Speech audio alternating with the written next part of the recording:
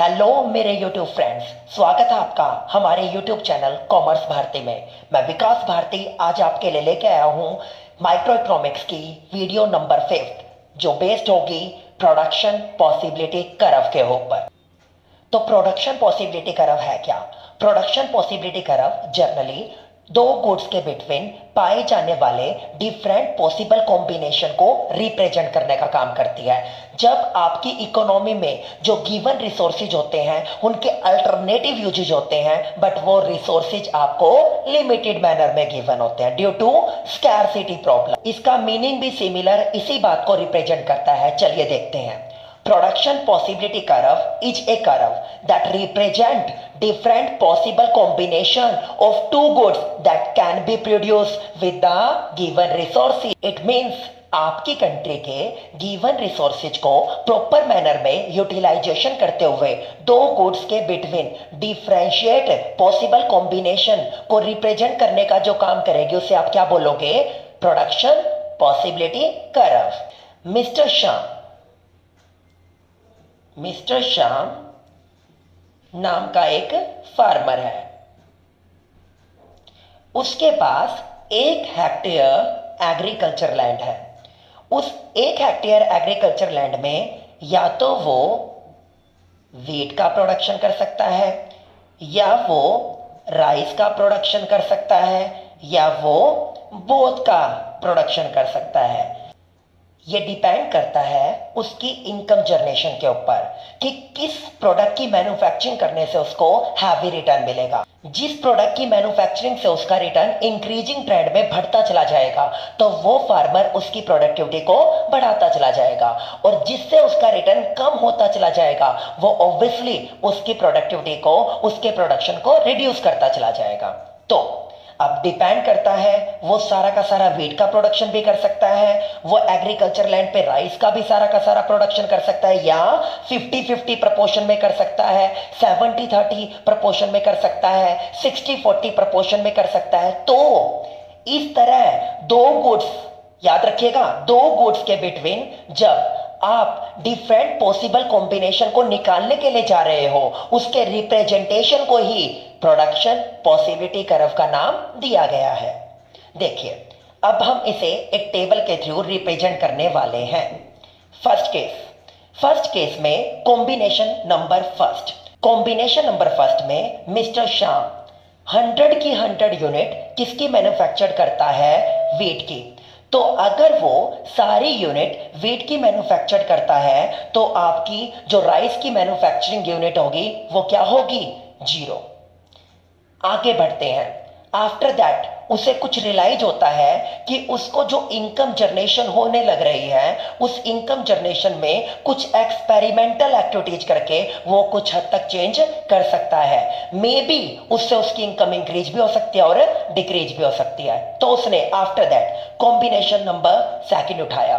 Combination number second में उसने 10% part में क्या किया? वीट को मैन्युफैक्चर किया, और रिमेनिंग 90% पार्ट में उसने किसको मैन्युफैक्चर किया? वीट को।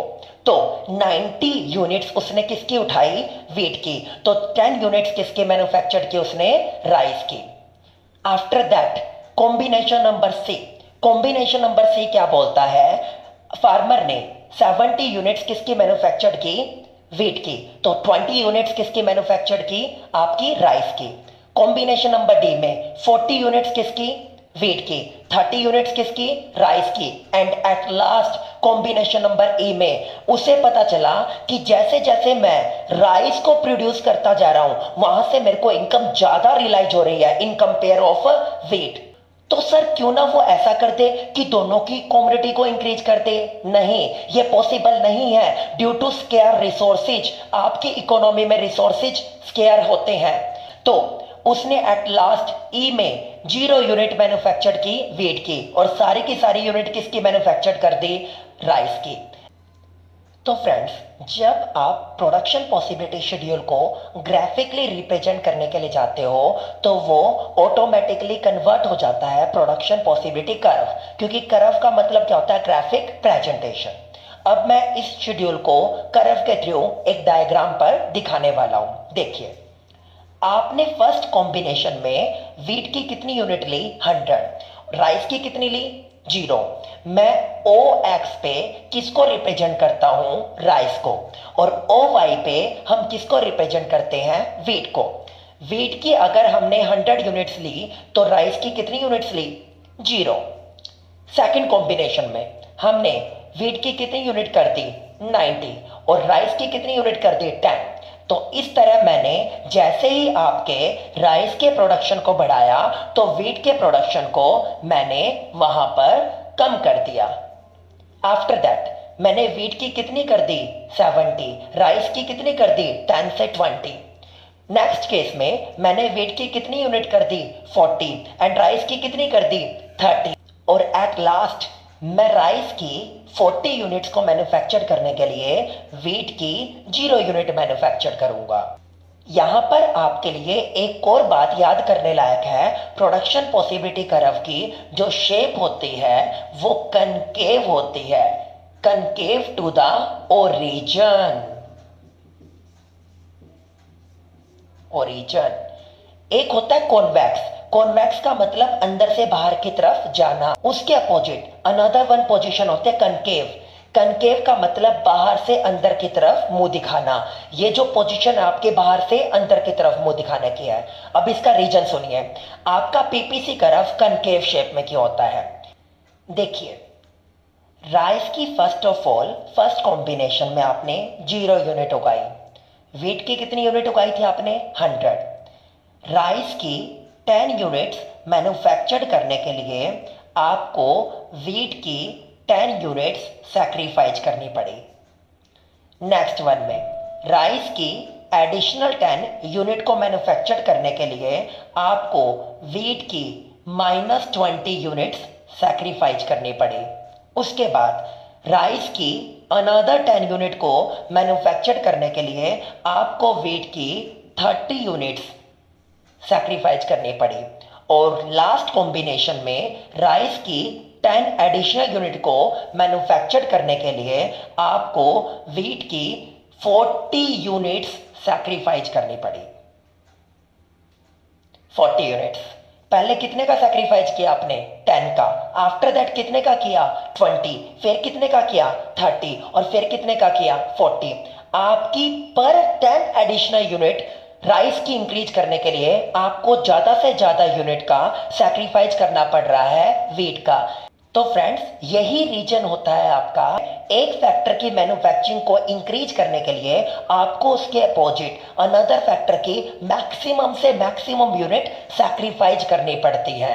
यही रीजन होता है कि आपका PPC curve concave to the origin होता है रादर देन कॉन्वेक्स। आगे देखिए, पीपीसी कर्व को 2 अनदर नाम भी दिए गए हैं, प्रोडक्शन पॉसिबिलिटी फ्रंटायर और एक और इसका नाम होता है ट्रांसफॉर्मेशन कर्व। ट्रांसफॉर्मेशन का मतलब क्या होता है? परिवर्तन करना। इसे ट्रांसफॉर्मेशन नाम क्यों दिया गया? क्योंकि आप अपने गिवन रिसोर्सेज को फर्स्ट यूनिट से फर्स्ट गुड्स की मैन्युफैक्चरिंग से सेकंड गुड्स की मैन्युफैक्चरिंग की तरफ ट्रांसफर करने जा रहे हैं। यही रीजन है कि आप पीपीसी कर्व को ट्रांसफॉर्मेशन कर्व भी कहते हो। कभी भी अब एक मोस्ट इंपॉर्टेंट बात मैं आपको बताने जा रहा हूं। इकोनॉमिक्स में जितनी भी थ्योरी होती हैं उन सभी थ्योरी की अपनी अपनी अजम्पशन होती है। आपका कोई भी टॉपिक इकोनॉमिक्स में तब तक अराइज नहीं होता जब तक उससे रिलेटेड कुछ बेसिक अजम्पशन ना हो। पीपीसी कर्व की भी अपनी अजम्पशंस हैं। फर्स्ट अजम्पशन आपने पढ़ी थी कि आपके पास जो गिवन रिसोर्सेज हैं, आपके पास जो गिवन रिसोर्सेज हैं वो इकोनॉमी में ऑलरेडी गिवन होते हैं। तो फर्स्ट मेरी अजम्पशन बनी resources are given in economy. Second, given resources are fully and efficiently utilize. देखिए, मेरे पास गिवन रिसोर्सेज था 1 हेक्टेयर लैंड। देखिए, मिस्टर श्याम के पास 1 हेक्टेयर ही एग्रीकल्चर लैंड है। इट मींस वो 1 हेक्टेयर से 2 hectare agriculture land, it means वो 1 हेक्टेयर से 2 हेक्टेयर एग्रीकल्चर लैंड नहीं कर सकता। तो उसको जितनी भी मैन्युफैक्चरिंग करनी है वो उसी 1 हेक्टेयर एग्रीकल्चर लैंड पर करनी है। तो वो प्रोडक्टिविटी को बढ़ाने के लिए उसकी पोटेंशियल पावर का प्रॉपर यूटिलाइजेशन करेगा। ये बात यहां पर खरी उतरती है। Third, technology remain constant. अगर आप ये सोचते हैं कि हम एक मशीनरी से दो मशीनरी, दो से तीन मशीनरी लगाकर आप प्रोडक्टिविटी को बढ़ा सकते हैं, तो आप गलत हैं। आप मशीनरी को इंक्रीज कर सकते हैं, उसके अपोजिट जो आपके पास रॉ मटेरियल रिसोर्सेज होंगे वो लिमिटेड होंगे। यही रीजन है कि आपकी जो टेक्नोलॉजी होती है उसको आप कांस्टेंट मानते हुए इसे फॉलो करते हो। लास्ट और final assumption, only two goods can be produce.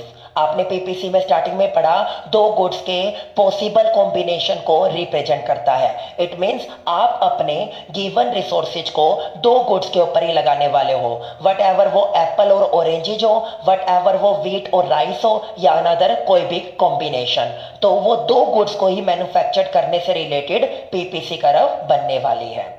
अब मैं आगे आपको बताने वाला हूं पीपीसी के केस में ही अटेनेबल और नॉन अटेनेबल कॉम्बिनेशन के रिगार्डिंग।